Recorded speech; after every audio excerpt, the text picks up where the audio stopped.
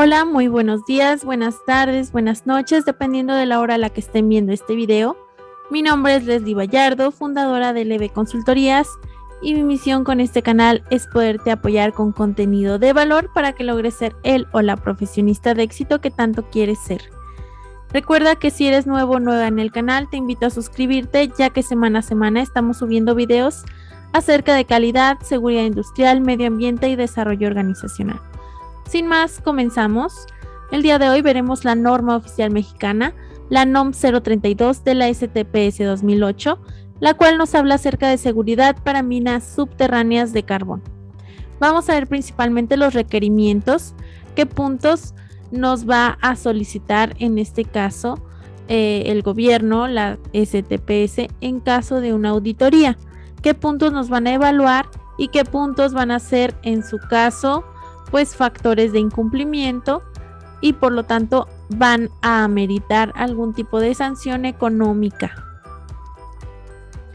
Así que lo primero que debemos de cumplir es mostrar a la autoridad de trabajo, cuando ésta así lo solicite, los documentos que la presente norma nos obliga a elaborar o poseer, es decir, presentarles en caso de que llegue alguna auditoría.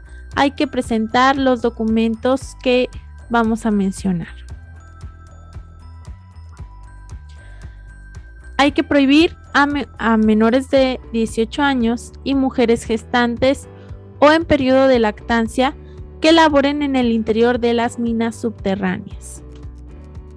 Además, hay que cumplir en todas las minas con las disposiciones que le apliquen contenida en los capítulos de la norma, de acuerdo a las actividades que desarrollen y al tipo de instalaciones, equipos, maquinaria y herramientas con que cuenten.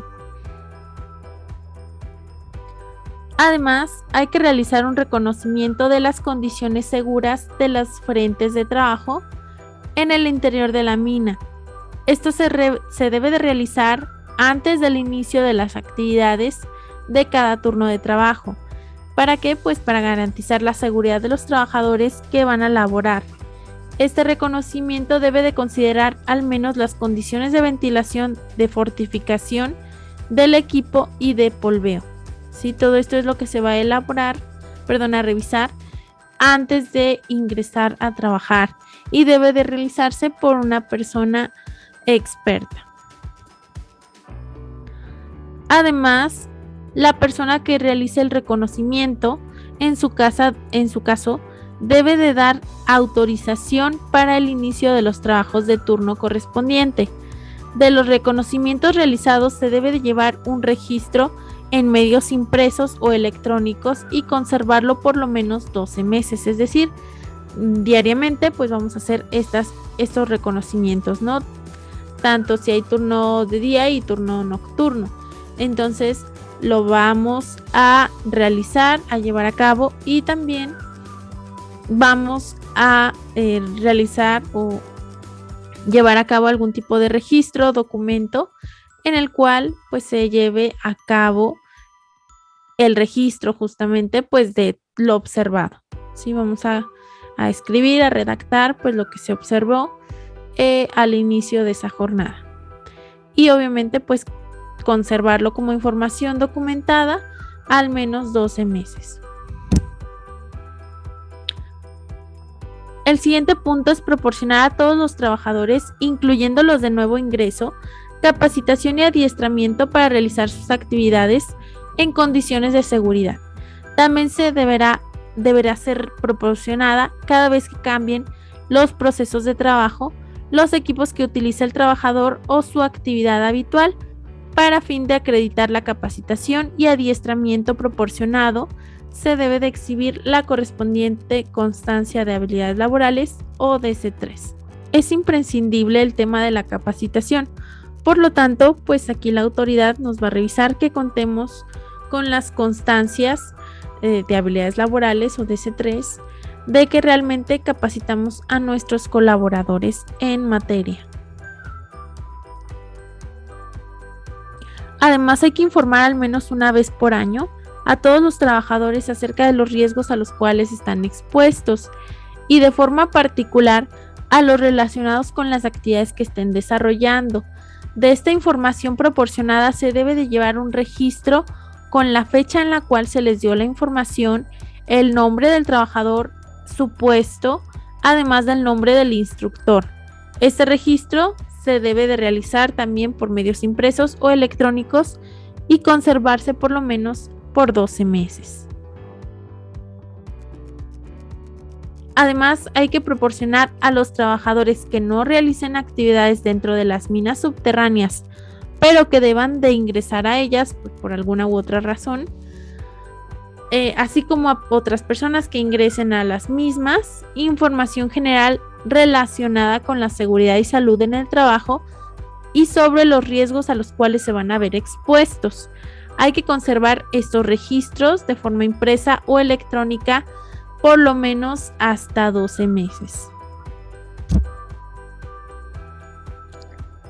Hay que otorgar autorizaciones por escrito únicamente a los trabajadores capacitados y adiestrados, de acuerdo a lo que establece aquí la norma, para que operen y den mantenimiento a las locomotoras, maquinaria, vehículos, instalaciones y equipos, así como aquellos que almacenen, transporten o usen explosivos. Todo esto se debe de conservar por lo menos 12 meses. A su vez, hay que contar con un registro por cada turno del acceso y salida de los trabajadores de la mina, para que en todo momento se identifiquen a las personas que se encuentran en el interior, así como la ubicación por áreas o zonas que permitan ser localizadas en un plano. La ubicación deberá hacerse preferentemente en tiempo real y se debe de conservar toda esta información documentada por lo menos 3 meses. Además, hay que cumplir con lo establecido en la NOM 006 de la STPS para el manejo de materiales. Dar aviso a la Secretaría del Trabajo y Previsión Social acerca de los accidentes de trabajo ocurridos y obviamente tener toda esa información documentada. Vamos a realizar también las investigaciones de los accidentes y siniestros ocurridos en las minas para adoptar las medidas preventivas y correctivas que eviten la repetición de dichos accidentes, así como conservar los registros correspondientes en medios impresos o electrónicos. A su vez, hay que evaluar las condiciones de la mina después de lo ocurrido, previo a autorizar un ingreso de las brigadas y solo volver a las actividades rutinarias cuando se hayan evaluado y se tengan nuevamente las condiciones que garanticen la seguridad de los trabajadores. Todo esto se debe de conservar por lo menos 12 meses. Además, hay que proporcionar a todos los trabajadores el equipo de protección personal de acuerdo con los riesgos a los cuales están expuestos. Todo esto se realizará con base a lo establecido en la NOM 017 de la STPS. Y verificar que todas las personas que ingresen a las minas porten al menos el siguiente equipo de protección personal. Lo primero son cascos de protección, lámpara minera con batería recargable de duración mínima de 1.25 veces el turno del trabajador, cinturón portalámpara, botas de hule con puntera o calzado de protección con puntera. Además de tapones o conchas auditivas, lentes de seguridad, guantes, respiradores contra partículas, ropa de trabajo de algodón o de materiales que no generen electricidad estática, autorrescatador y ficha metálica de identificación. Además, hay que verificar que los trabajadores usen el equipo de protección personal durante el desempeño de sus actividades normales y de emergencia. Asimismo, que le den mantenimiento, resguarden, limpien y en su caso lo sustituyan de conformidad con las instrucciones específicas correspondientes.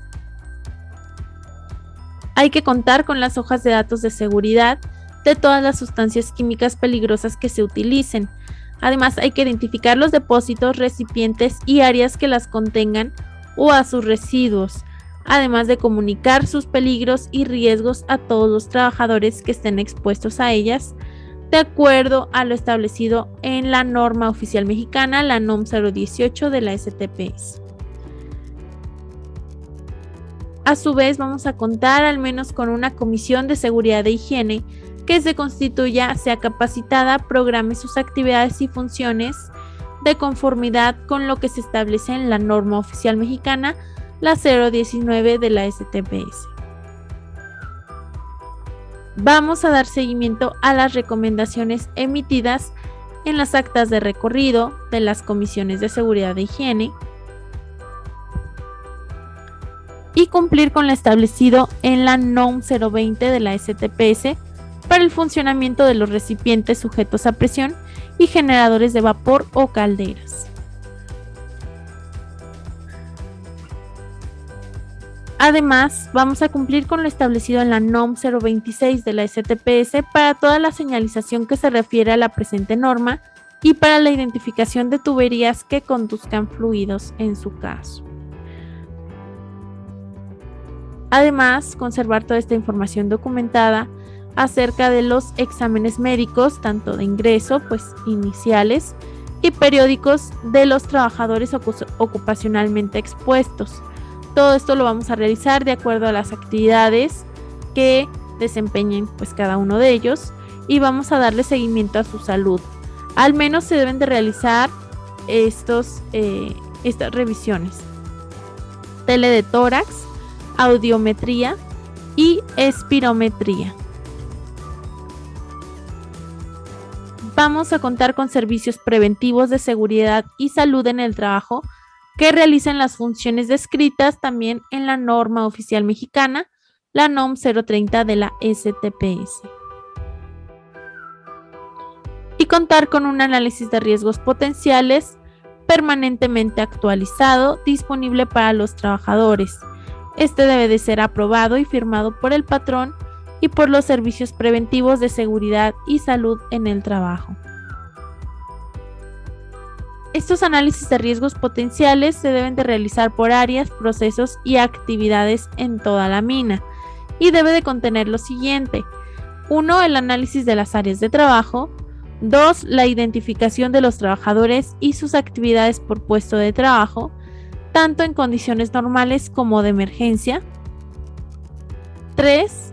Esta identificación de los riesgos de mayor impacto, su tipo de riesgo a la salud, de inflamabilidad y de explosividad, y las actividades peligrosas a que están expuestos los trabajadores, tomando en consideración al menos los procedimientos de seguridad y las previsiones a considerar en el plan de atención a emergencias. El impacto posible, para lo que se debe evaluar la magnitud de los daños que puedan ocurrir a los trabajadores o a la mina. Además, debe de contener la probabilidad de ocurrencia de los riesgos, tomando como referencia la estadística de los riesgos ocurridos en esa mina, para que cada riesgo potencial se le asigne una medida preventiva. Además, este análisis de riesgos debe de contener el número de eventos por unidad de tiempo que puedan llegar a ocurrir. Este resultado debe de combinar con el análisis comparativo que en su caso se haga de la evaluación de las actividades peligrosas contra sus correspondientes límites máximos permisibles.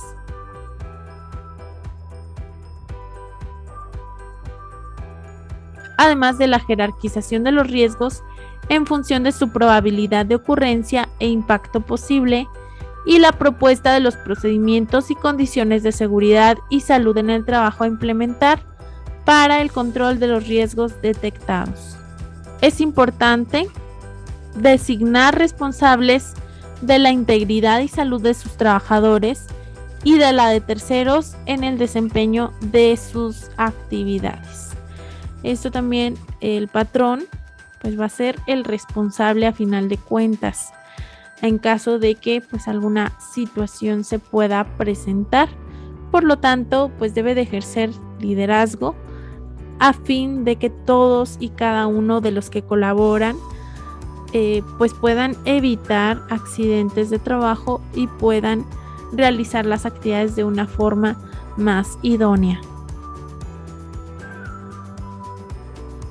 Además, pues hay que contar con un plan de atención a emergencias por escrito y a disposición de los trabajadores.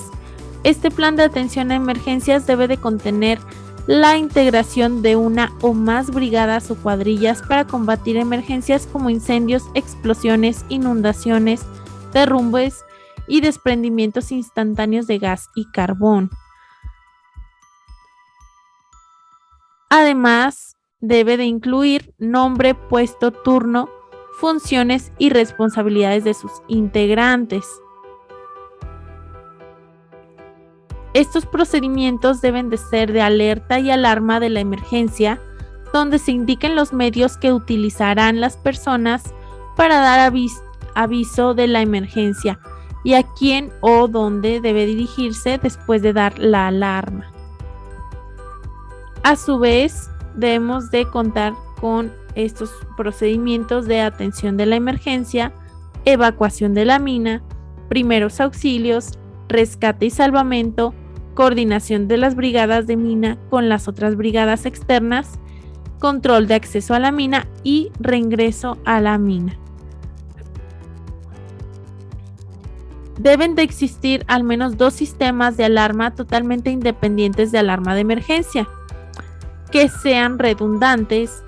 En los procedimientos deben de quedar definidas las funciones, responsabilidades y acciones durante y después de la emergencia, tiempos de permanencia y declaración del estado de emergencia.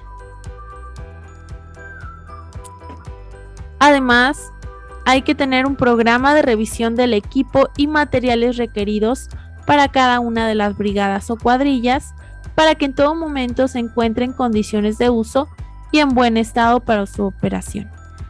La determinación del equipo de protección personal para cada una de las brigadas de conformidad con lo que se establece en la NOM 017 STPS. Además, debe de contener la indicación de que se cuente con un botiquín de primeros auxilios con los materiales requeridos para prestar la atención a los accidentados según el tipo de riesgos detectados, un inventario de los equipos de rescate y salvamento y copia de su última revisión. Además, debe de contener la determinación de la ubicación de los equipos de rescate y salvamento, la ubicación de los centros de operaciones y de socorro para casos de emergencia, la capacitación recibida y la que deben recibir acorde con cada una de las emergencias potenciales. Además de las prácticas de atención de emergencias y simulacros, se deben de realizar al menos cada 6 meses. Estos resultados de las prácticas de atención a emergencias y de los simulacros deben de registrarse en una bitácora o en medios electrónicos y conservarse por lo menos 12 meses. Los exámenes médicos a que se deben someter los integrantes de las brigadas o cuadrillas para que mantengan la capacidad de respuesta para atender las tareas de emergencia. Además, en particular, para emergencias en minas susceptibles de desprendimientos de gas metano, se deben de incluir la siguiente información específica y acciones a desarrollar. Lo primero es la ubicación de máquinas de perforación. Lo segundo es la ubicación de las tuberías y válvulas que indiquen la dirección del flujo. Lo tercero es la ubicación de las bombas de desgasamiento.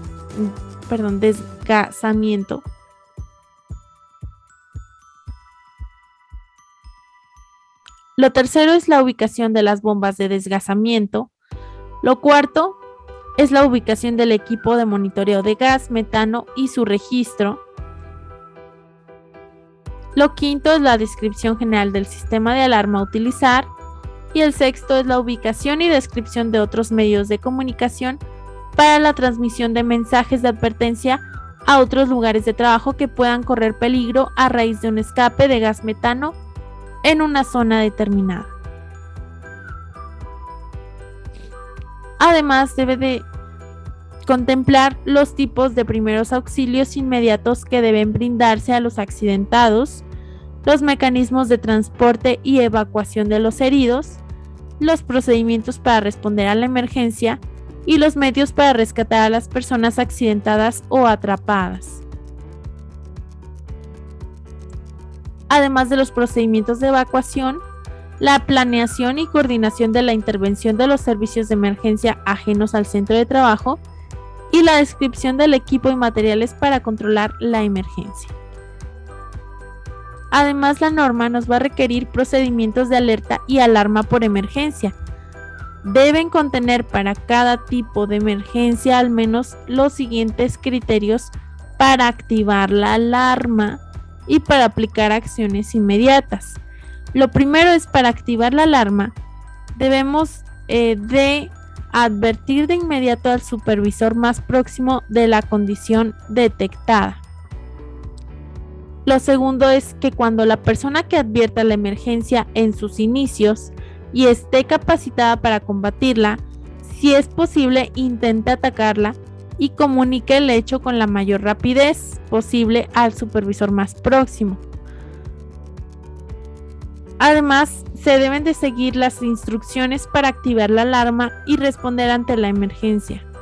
A continuación, que se informe al personal que vigila desde la superficie y a las posibles personas afectadas que se encuentren en el interior de la mina.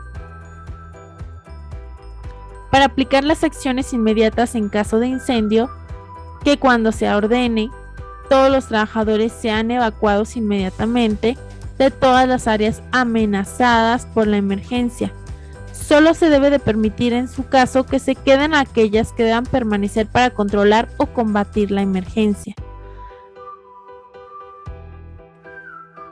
Lo segundo es que cuando se dé la alarma de emergencia, las personas autorizadas para entrar a la mina para atender emergencias coordinen sus actividades. Además, que se supervise la aplicación de los procedimientos para atender estas emergencias y que cuando sea razonablemente posible, en emergencias por incendio, se aplique polvo inerte o se ataque de cualquier otra manera el incendio de tal manera que se impida la propagación del fuego o las partes contiguas a la zona del incendio en la mina.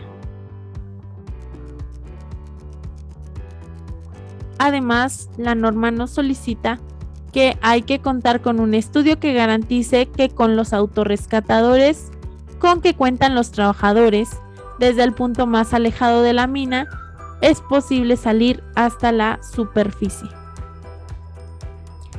A su vez, hay que capacitar y adiestrar a los trabajadores en el uso y reemplazo de los autorrescatadores en situaciones de emergencia, al menos cada 6 meses. El registro de la capacitación proporcionada deberá conservarse al menos 12 meses, es decir, nuestro DC3, lista de asistencia, nuestro documento registro, hay que contemplarlo, pues tenerlo al menos hasta por 12 meses. Hay que contar con señalización para las rutas de evacuación a través de líneas de vida con elementos que indiquen el sentido de la salida y señales de seguridad o letreros que tengan materiales reflejantes o fluorescentes. Y verificar que ningún trabajador se exponga a niveles de ruido mayores a los límites permisibles de exposición establecidos en el apéndice A de la norma oficial mexicana, la NOM 011 de la STPS 2001. Hay que prevenir que los trabajadores se expongan a riesgos por temperaturas elevadas o abatidas, de conformidad con lo que se establece en la NOM 015 de la STPS 2001. Y prevenir que los trabajadores se expongan a riesgos por vibraciones de conformidad con lo que se establece en la NOM 024 de la STPS 2001. A su vez, hay que proporcionar detectores de gas metano individuales al personal encargado de la seguridad de la mina, al personal de la línea de mando. Recuerda que este curso y más los tenemos aquí acceso 24/7 en LB Consultorías. En la descripción del video te estaré dejando toda la información. Recuerda también suscribirte, activar la campanita si crees que este contenido ha sido de valor y dejarme un comentario, ya que semana a semana estaremos subiendo mayores videos acerca de calidad, seguridad, medio ambiente y desarrollo organizacional. Sin más, me despido y nos vemos en la próxima. Un fuerte abrazo.